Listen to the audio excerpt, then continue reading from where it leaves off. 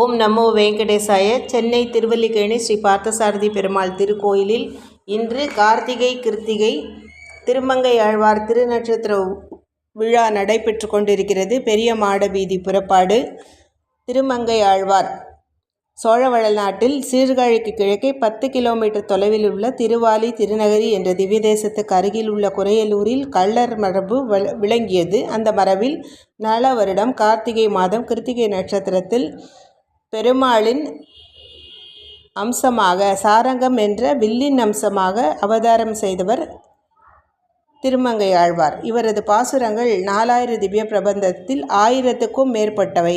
பெரிய திருமொழி, திருக்குறுந்தாண்டகம், திருநெடுந்தாண்டகம், திருவெழுக்கூற்றிருக்கை, சிறிய திருமடல், பெரிய திருமடல் என அற்புதமான பாசுரங்களினால் அவர் பல திவ்ய தேசங்களை திருவரங்கம், திருவேங்கடம், திரிகுடந்தை, திருபத்ரிகாசிரமம், திருசாலக்கிராமம், நைமிசாரண்யம், சிங்கவேல்குன்றம், திருவெள்ளூர், திருவல்லிக்கேணி, திருநீர்மலை, திருக்கடல்மலை போன்றவை அவரது சேவிக்கப்பட்ட திவ்ய தேசங்கள்.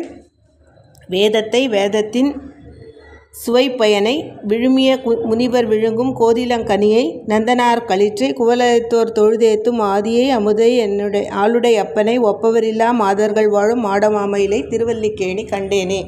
இவரது பாசுரம்.